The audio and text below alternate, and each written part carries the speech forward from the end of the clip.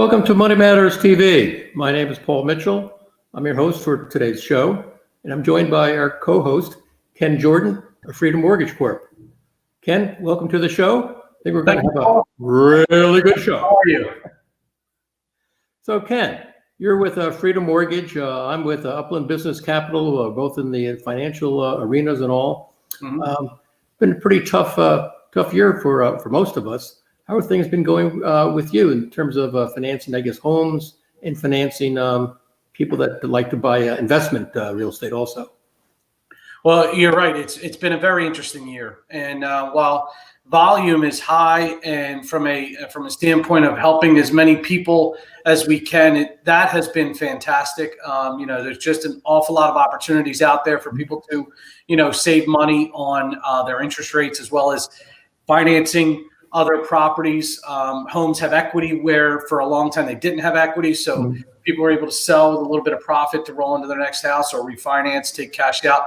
But it has not come without its challenges. The pandemic, when it rolled in and some of the decisions made on the government level with regard to helping folks that needed help in forbearance and things of that nature, it was great because it did help people, but also created some challenges for my industry, and I think for your industry too. And Absolutely. Had to kind of battle through that.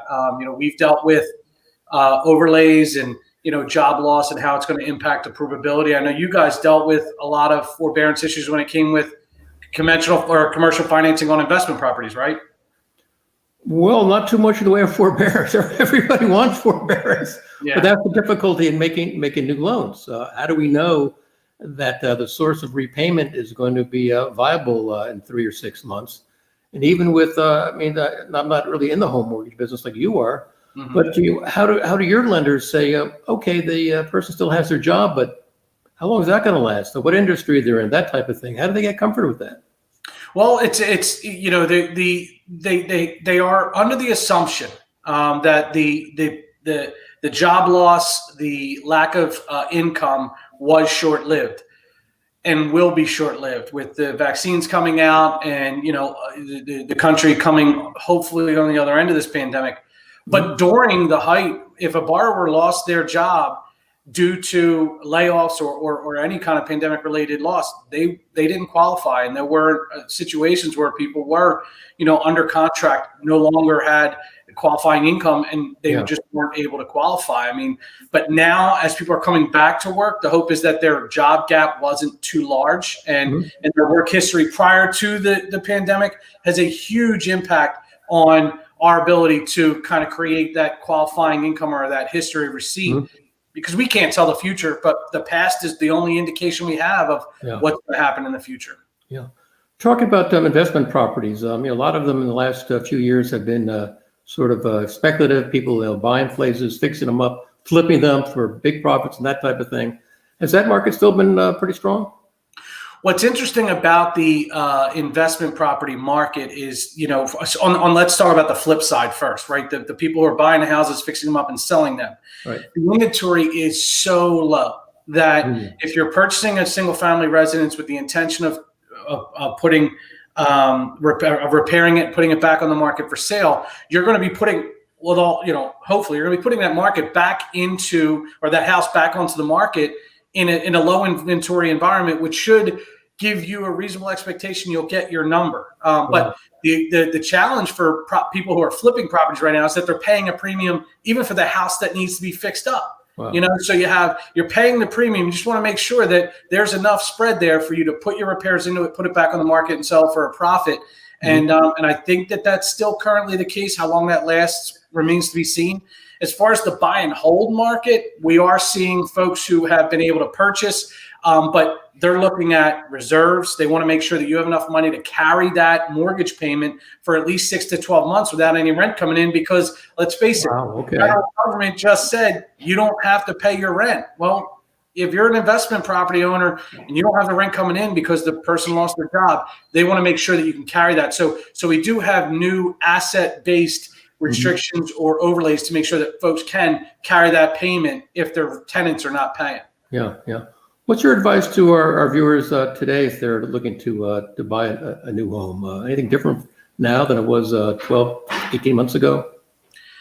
the best advice I have today is the best advice that I had back then. It's just more relevant. And that is that you want to make sure that you're pre-approved. You want to make sure you spend time with your lender so that not only do you know what you're capable of, but also do you have a plan in place that you can execute quickly? Because the reality is when the house goes on the market, if it's the house that fits your needs, you need to be able to act quickly. And having a plan in place and having all those conversations ahead of time is going to give you the ability to execute that quickly. And hopefully you don't miss out on these properties because there's multiple bids and multiple people looking at the houses, and it's pretty aggressive right now in that space.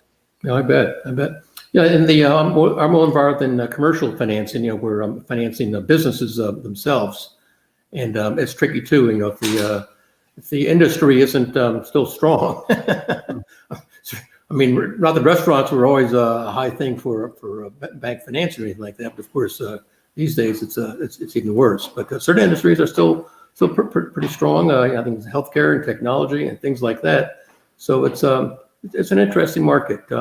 Rates are still very attractive and seem to be continuing that direction. Any comments there? Well, I mean, we always say our crystal ball doesn't necessarily work all the time. So what's going to happen with interest rates remains to be seen. Some people think that interest rates are going to stay lower. At least monetary policy right now, federal monetary policy is that interest rates are going to stay low for the next 2 years or so. Mm-hmm. That could change, but that's the current kind of winds that are blowing. But relatively low. I mean, we're really, really low. They could go up a percent and still be relatively low. Oh, yeah, absolutely.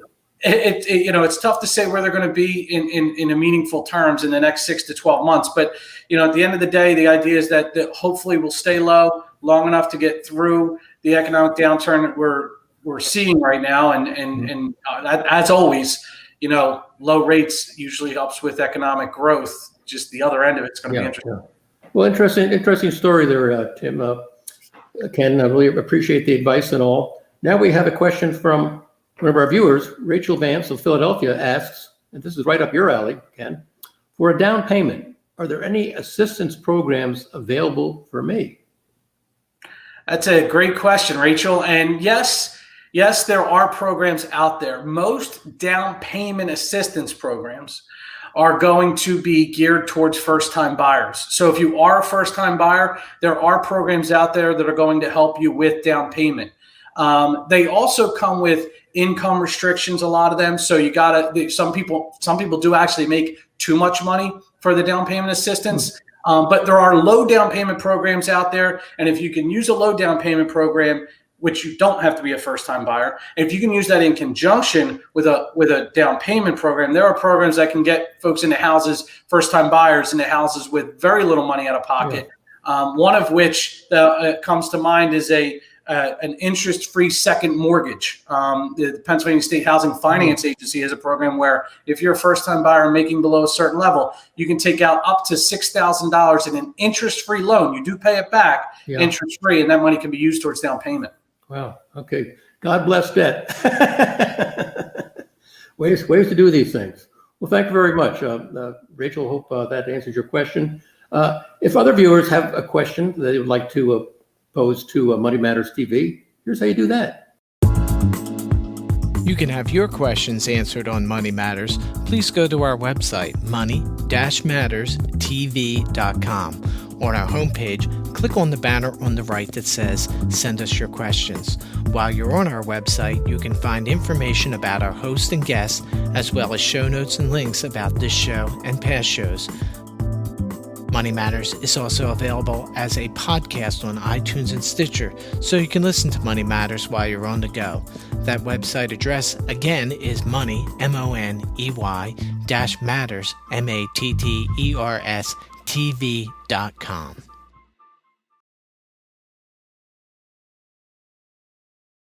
Now we'd like to go on with our show and introduce our featured guest.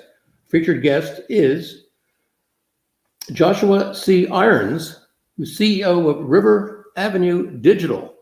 So it's definitely in the digital business. Hey, Paul. Joshua, welcome to the show. Nice to see you. Sounds like you're in one of the right good industries these days. So moving along. Yeah, I know there are all kinds of angles of every industry and all. So perhaps you could tell us a little bit about what part of the business you're in. Sure. So the company that I'm CEO of is River Avenue Digital, and we're a full-service marketing agency that leads with digital. We help small businesses not only find new clients, but better engage with their current clients.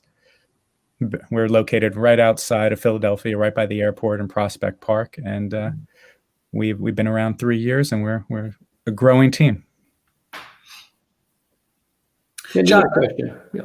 I have a question for you, Josh. And welcome, Josh. Thank you for joining us. Thanks, Ken. So the last year is a topic of conversation just about everywhere you go, right? Whether it's talking to friends and family or talking to your clients. What are some of the things that you've learned over the last year that that you'd like to share? Yeah, I mean, we saw all different types of things happening. There were some businesses that weren't able to pivot quickly enough that we were helping that just couldn't do it. There were other businesses that stayed the course that are coming out of the pandemic in a really strong way. So, I mean, it's across the board. One thing that we are seeing a lot of is the transition to e-commerce. So people that have been in the brick and mortar business, that have storefronts, they're looking for other revenue streams. And where's everybody now? And they are online and they're doing their business online. And I can attest to that because we have about 6 or 7 Amazon boxes arriving at the house every day. So I think things have changed, and a lot of smart business people are making that transition to e-commerce and the online world. How do they compete with Amazon? I'm your regular everyday bricks and mortar guy last year, and now I'm going digital, et cetera. Yeah, I mean, there's an opportunity to leverage Amazon for your business and sell through Amazon. Mm-hmm. They like to take a nice piece of the pie, though, so you have to be aware of that. But I mean, when we think about marketing, we think about storytelling and what differentiates your business from another business. Mm-hmm. Really, the only thing is your story. And if you get people to buy in and understand who you are, what you do, and why you do it, you create, I guess, people that really want to work with you and want to buy from you rather than these big, giant businesses that you're just a number to them. Yep. I like the storytelling aspect of it. When the internet first came up a few years ago, people said every business is going to go, online, whether it's investment banking, this or that, or whatever. But not all of it did by a long shot, because you still want to know who you're dealing with. Right, and scammed or something like that. Yeah, and I think we're all in somewhat commoditized businesses. And why would somebody pick Freedom Mortgage over another mortgage company? Right. And it's because of Ken Jordan and the story that Ken Jordan can tell that makes somebody want to work with him. And there's other people that are going to meet Ken Jordan and not want to work with him, and that's okay. Mm-hmm. But you need to put that story out there and be authentic, be yourself, and understand your story so that you can differentiate yourself from those other players in the market. Okay, so say a company has no cash to allocate to a marketing team. What are some things they can do in-house right now to expand their reach? Yeah, I mean, social media is a good starting point because, again, if you do want to tell your story, you have to think about where your audience is. And if your audience is online, you have an opportunity to touch them. And if you have your team do it and make it part of their job, it becomes something that people get behind and people like to do. We've seen that with a bunch of our clients. Sometimes we walk into a situation where budget is X and the cost of what we provide is Y. So to bridge the gap, we are kind of teaching them how to fish a little bit and showing them ways that they can do things on social media. And as they start seeing a return on investment, then they have more money to spend on their marketing campaign. Mm-hmm. Speaking of spending money, how much should a company allocate towards marketing when they're going through their budget? I mean, it's kind of, maybe the year-end kind of question because you're putting your budgets together. But here we are in the first quarter. How much should people really, business owners, how much should they look to put into marketing? Yeah, I think it's going to be different for different industries. But I mean, we usually say, think about like between 4 and 10% of your what your revenue is going to be, and think about that as a starting point for your marketing, because marketing is an investment, and you want to make sure that you make that investment because you want a return on that investment, and you want 5x 10x in return, and you have to start somewhere. So there is a commitment, but that commitment is going to turn into more dollars down the road, hopefully. What are some of the tools that you recommend for business leaders who are looking to take control of their marketing? Yeah, I would say, I mean, we kind of live and die by analytics on our side, and we let the analytics kind of drive the marketing in a lot of respects. So if you're a business owner and you have a website, you're going to want to tap into Google Analytics and get a kind of a high level understanding of what it's telling you, because what that can tell you is where your audience is coming from, where they're going, how long they're staying on your site, what pages are working, what pages aren't working. So it can be that foundational piece that can kind of spur other things going forward. Mm-hmm. So give us some other examples of analytics, and are there any analytics besides Google? Yeah, I mean, there's all sorts of analytics. We use a tool that kind of aggregates different types of analytics. So whether it's what's going on with advertising, what's going on your website, how many people are visiting you through social media, and it puts everything in one spot. So it becomes one-stop shopping, and we're able to gather a lot of insight from that and then make decisions based on that insight rather than kind of winging it or letting your gut kind of lead the way. Yeah. Not always bad. I mean, some people have good guts, but at the end of the day, you want to marry up that with analytics so that you are making smart decisions and informed decisions. Mm-hmm. Decisions are everything, and sometimes we make good decisions, sometimes not so much.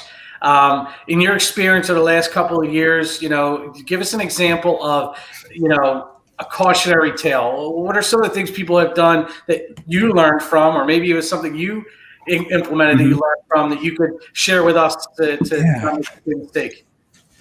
I'll bring up two good examples here. One is, and we saw this with a few businesses, that they weren't able to pivot when the pandemic had to shut them down. They had a business that was mostly in person, and when other types of businesses would easily transition to Zoom or other platforms to have their communications, they weren't able to.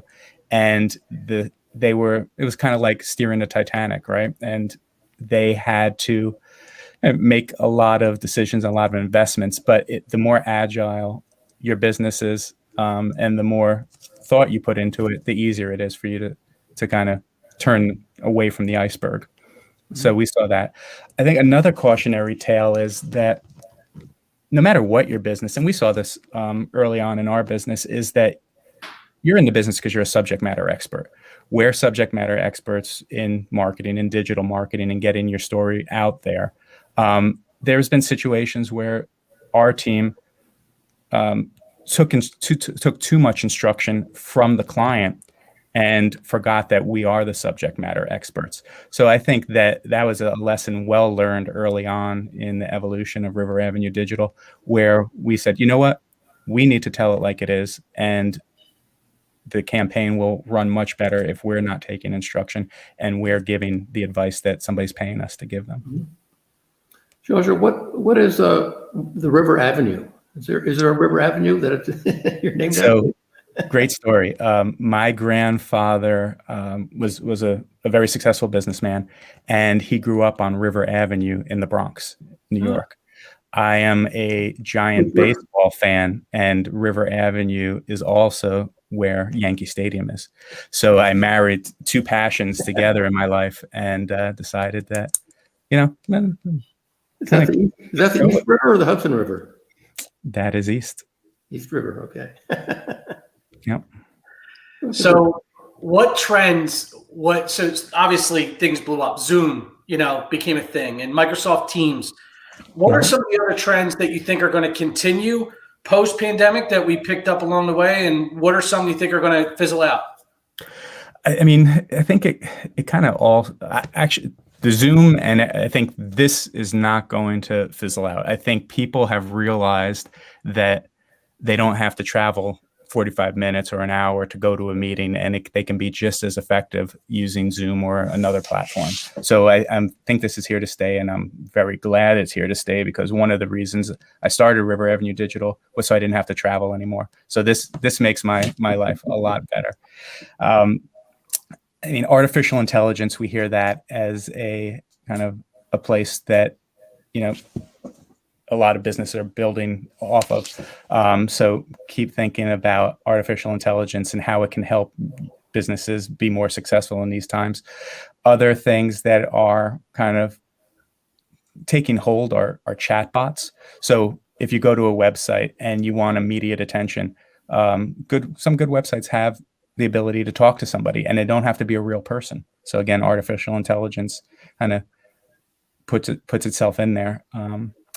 And then there's just different types of attribution that we look at for like 2021 and beyond. So people don't make a decision based on one piece of information. It's probably 3 or 4 pieces of information. And smart marketers are looking at those 3 or 4 pieces of information to really find out the story behind how somebody became a client or how somebody took an action, where before you would have to kind of, I guess, make a wild ass guess to see what is going on. But in this case, I think that we now have a lot of tools that can help us with that to make better decisions based on analytics. Joshua, if you had advice to give to your former self 5 years ago, what would it be besides investing in Tesla or Amazon or GameStop? Well, I mean, that's the best bit of advice I could have given myself. I would say that, I mean, don't doubt yourself.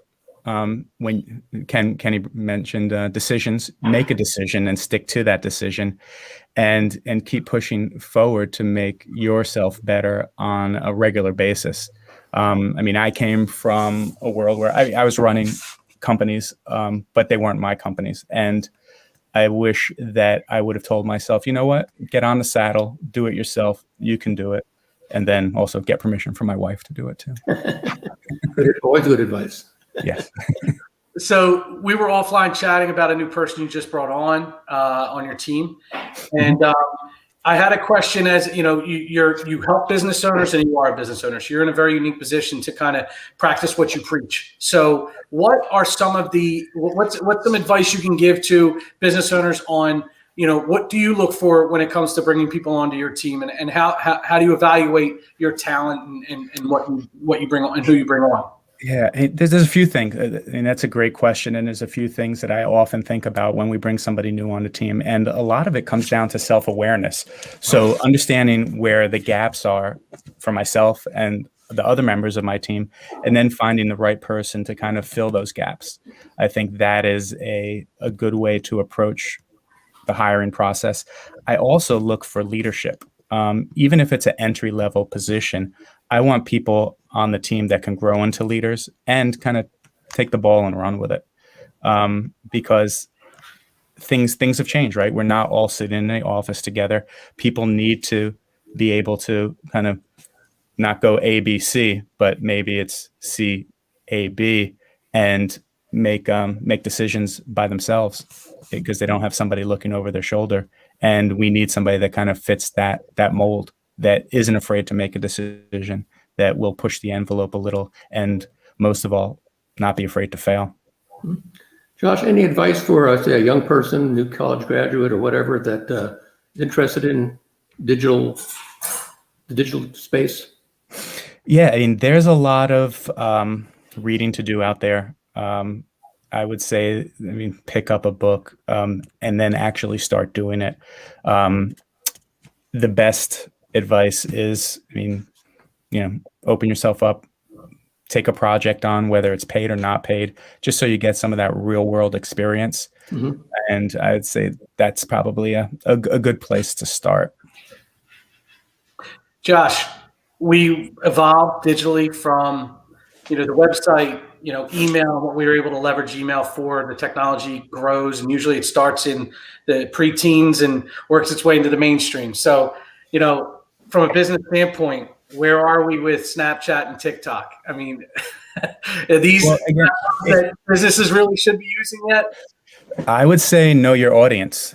I mean, if you know your audience and then you understand the demographics of those platforms, it makes that decision a lot easier. Also, I mean, it's a commitment too, because the biggest problem that we see is consistency, whether it's on TikTok, whether it's on social media, whether it's an email. People start something and then stop, and then they have to kind of build all that momentum up again. And that's always a challenge. So to answer your original question, is Snapchat or TikTok for you? I'd say understand who's on Snapchat and TikTok. And if that's your audience, it's for you. If your audience is an older demographic, it may not be the right place. So know your audience. Josh, last question, as we're coming to the end of the our show. But what are some other trends you see coming on in the next year, 2, 3 years? I mean, trend-wise, I think that you need to be where other people aren't. So you need to find that white space in your industry, and sometimes, like Ken said, it could be TikTok, it could be email, it could be something related that's totally differentiates you from everybody else. And we just had a client that we recommended doing a snail mail campaign because it's going to break through the noise. I mean, they're in a commoditized industry. They need to do something a little bit different. And we always start with different. And then we say, okay, these are the 3 things that we suggest that we move forward with that can make an impact. And since we did a competitive overview, we see that your competitors aren't doing it. So this is the place that you're going to make some noise and break through the noise. Well, I have one last question about trends and all. You are not alone in your industry. How do you compete with the competition? I'll go back to storytelling. I'd say that, I mean, what we do is very commoditized. A lot of people are doing it, but we have a story that's unique and we do things differently. And we tell that story so that people understand what makes us special. Some people aren't going to like the way we do it. We don't need them. We want to work with people that kind of buy into our philosophy and our theory. Good position to be in because a lot of people say, every breath, warm air out there, I got to get them. But you're right, doing with the right people is important in both directions. So that kind of wraps up our show. We really appreciate all your wisdom, Josh, and perspectives on the digital industry. And we look forward to maybe having you back and talk about some more trends and what you could have done, 6 months ago also. This was very much. That wraps up our show. And our next guest will be Molly K. Watson, who's founder of Evolution Engine LLC. Sounds like another very modern type of business. So that's the end of our show, and thank you for viewing. And just remember that on this show, your money matters.